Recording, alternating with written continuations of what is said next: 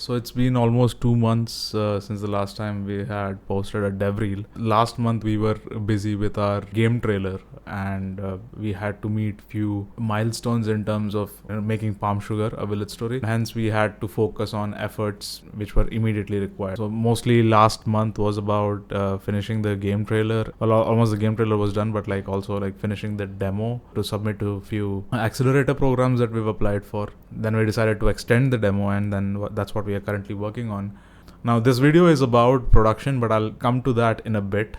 But before that, I just wanted to tell you the experiences that we had and why I could not post videos frequently in terms of the devlogs. The biggest challenge in game dev is the process is pretty slow, or when you make new content, it takes some time to make new content, and then you have to make a video around it. The nature of game dev is such so that you would not be able to produce weekly content unless you're talking about something else apart from your game. Then probably you can run a channel with varied content. That was the primary reason we could not post a devlog. So we have certain challenges as a game studio right now. The major challenges for us is the funding aspect. A lot of investors in India do not believe in the potential of a pixel art game and usually mistake genre for art style. A pixel art game can be a farming simulator, can be a Metroidvania, and a pixel art game can be simple top-down RPG. Due to some records in the past with pixel art games, challenge that we are facing right now, find an investor, is because certain pixel art games have set some sort of a connotation in the market, which has led to investors not believing in us. Hence, we are struggling from a funding aspect. But nevertheless, we are still able to work on our game because it's mostly our effort. Now, let's get to the part of this video, what it is actually titled for. This video is about production,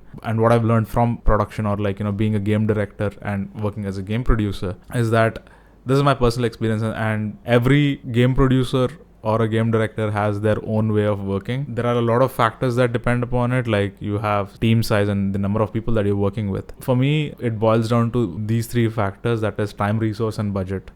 Now, these three factors or these three metrics are interrelated to each other.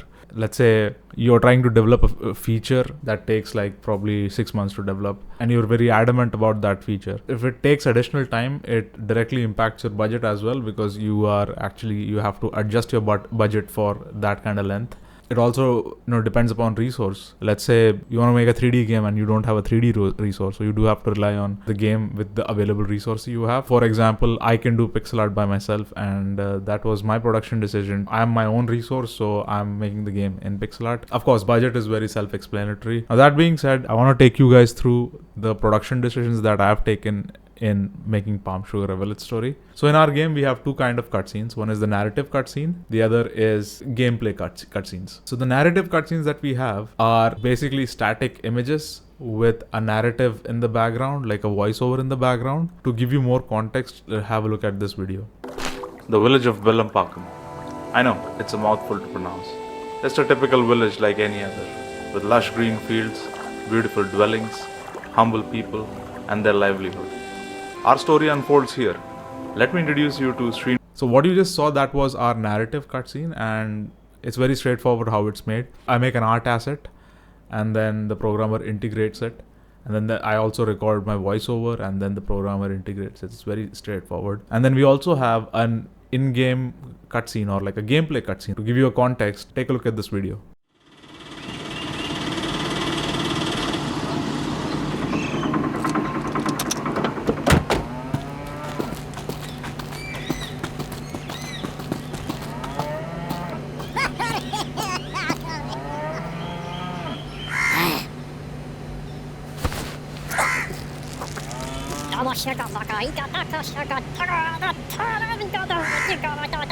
Now, that was a gameplay cutscene for us. When you're conveying a story, or when you're telling a story, both the ways are really great mediums of telling the story, or directing a cutscene, or getting your story forward.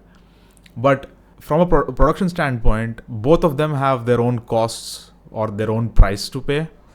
For example, if the narrative cutscene that you just see on a you see a text, you see a image on the screen with a voiceover in the background, because it's on a bigger resolution, you could make more intricate details in it. I'll have to do probably a couple of if I need to tell like a story, I'll have to probably explain in like 3 images. So I can draw 3 art assets, or like 3 art basically drawings to like put it on the game, put it in the game, give a voiceover, and I can convey it.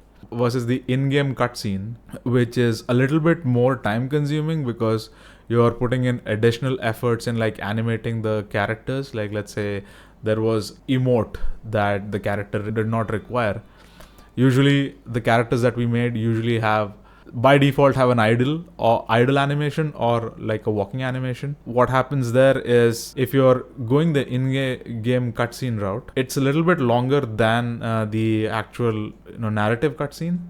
But here's the difference. When you make a narrative cutscene, it's just fit for that scene. That's it. Like, it only suits for that context. Like, I wanted to convey a story with that picture. I painted that picture and that's it. It's done. But with a narrative cutscene, when you're making additional assets, and these assets are going to be used somewhere else in the game. So from a broader picture, it's just like rule of anything else. If you want instant gratification, you can actually go for, narrative cutscene. But if you want like a prolonged gratification, something that might help you in the future, you should take decisions accordingly. But bear in mind, there is no right or wrong answer to this.